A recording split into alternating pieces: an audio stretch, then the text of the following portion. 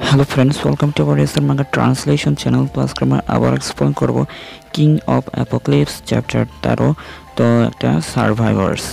তো লাস্ট পার্টটা যারা দেখেনি অবশ্যই প্লে লিস্টে যে দেখে নিতে পারেন। তো লাস্ট পার্টে আমরা দেখেছিলাম যে কিং ইউ মানে ঘরে চলে এসেছিলো, আর ঘরে চলে এসে বাইরে থেকে কিছু একটা আওয়াজ আসতেছিল, মানে বেঁচে থাকা মানুষদেরকে চিল্লাচিল্লির আওয়াজ।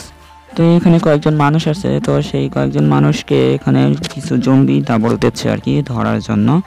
তো এই ভয়ে আর কি পলায় চলে যাচ্ছে তিনজন। তো এখানে একজন লোক বলতেছে তাড়াতাড়ি করো আর উপরে ওঠো। তো এখানে কয়েকজন গ্রিলের উপরে দিয়ে উঠতেছে আর কি, যে এখানে ব্যারিয়ার টাইপের কিছু একটা লাগানো ছিল, তো সেইটার উপর দিয়ে উঠতেছে। মানে অ্যাপার্টমেন্টের চারপাশে ব্যারিয়ার দিয়ে লাগানো ছিল।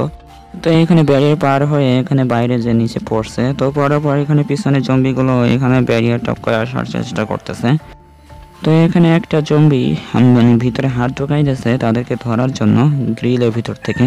তো এরপর সামনে একটা লোক এখানে বলতেছে যে এখান থেকে চলে যাও জম্বিরা, তো তোমরা অনেক বেশি নয়েজ করতেছো, অনেক বেশি আওয়াজ করতেছো, আমার খুব বেশি ভালো লাগতেছে এই নয়েজগুলো দিয়ে, তোমরা এখান থেকে চলে যাও। তো এইসব আর কি বকাবকি করতেছে। আর পিছনের লোক বলতেছে দেখো ব্রাদার, তো ওখানে কেউ আছে। তারপর ওই ছেলেটা বলতেছে দেখো ওখানে একটা সার্ভাইভার আছে, মানে আমাদের কিং ইউ আর জিয়াইউকে দেখতেছে জানলা দিয়ে। তো কিং ইউ আর জিয়াইউ এখানে নিচে পলাই গেছে মানে তাদেরকে দেখে। আর কিং ইউ বলতেছে আমরা মনে হয় ধরা পড়ে গেছি, তো আমাদেরকে পলাতে হবে। তো জিয়াইউ বলতেছে ব্রাদার দেখো তারা এখনো বেঁচে আছে, তো আমাদের কি তাদের হেল্প করা উচিত না? তো এরপর জিয়াইউ বলতেছে আমি আর তোমাকে আগেই বলেছি যা তুমি ভুলে গেছো মনে হয়, যে এই অ্যাপোক্লিপসের যুগে একজন ব্যক্তির হৃদয় বোঝা কঠিন, অতএব আমাদের সর্বদা সতর্ক থাকতে হবে। তো এরপর বাইরের লোকেরা অনেক খুশি হয়ে গেছে যে ফাইনালি আমরা ফাইন্ড করে ফেলেছি কিছু বেঁচে থাকা মানুষদের, তো চলো আমরা সেখানে যাই। তো সেই রুমে চলে এসছে, এসে এখানে দরজা ঠকঠক করেছে। তো আর বলতেছে যে কেউ কি এখানে আছে?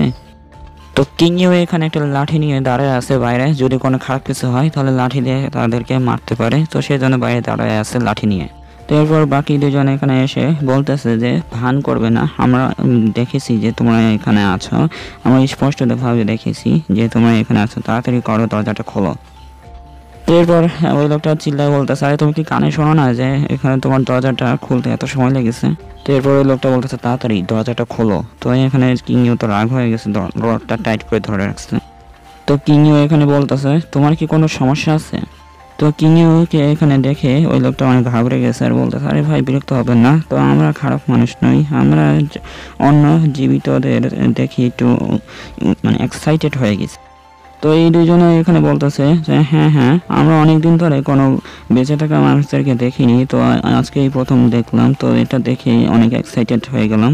তো এই লোকটা ভিতরে আসতে চাচ্ছে আর বলতেছে যে ভাই আমাদেরকে ভিতরে আসতে দেবেন, আমরা অনেক আড্ডা দিতে চাই, মানে এখানে গল্প গুজব করতে চাই, তো আমরা অনেক ক্ষুধার্ত, কয়েকদিন ধরে কিছু খাইনি। তো কিং ইউর সিস্টারের দিকে নজরটা পড়ছে সে লোকের, তো দেখতেছে এখানে দাঁড়ায় আছে একটা মেয়ে। তো তার সিস্টার এখানে কিছু খাবার নিয়ে আসছে আর বলতেছে ব্রাদার তাদেরকে কিছু খাবার দিয়ে দিলে তো হয়। তো এখানে সেই লোকটার উপর আমাদের জিআইইউ এর উপর নজর রাখছে। তো এখানে বলতেছে দেখো থ্যাংক ইউ, তো তোমার ব্রেস্টটা তো দেখতেছে অনেক বড়, এইসব আর কি বলতেছে যে দেখো লেডির ব্রেস্টটা তো অনেক বড়, তো এই লেডিটা দেখতেছে অনেক কাইন্ড হার্টেড। তো কিং এর তো অনেক রাগ হয়ে গেছে এই লোকের উপর, আর এখানে তাড়াতাড়ি করে তাড়ায় দেওয়ার চেষ্টা করতেছে আর বলতেছে যদি তুমি থাকতে চাও তাহলে সামনের ঘরে যে থাকো, সেখানে কোনো জম্বি নেই। তো আজকের চ্যাপ্টারটা এই পর্যন্তই, তো দেখা হচ্ছে পরে ভিডিওতে। ভিডিও ভালো লাগলে অবশ্যই লাইক করে দেবেন, আর যারা নতুন এসেছেন অবশ্যই কমেন্টে জানিয়ে দেবেন আজকের চ্যাপ্টারটা কেমন হয়েছে এক্সপ্লেন করা। তো পরের চ্যাপ্টারগুলো পেতে অবশ্যই চ্যানেলকে সাবস্ক্রাইব করে রাখবেন।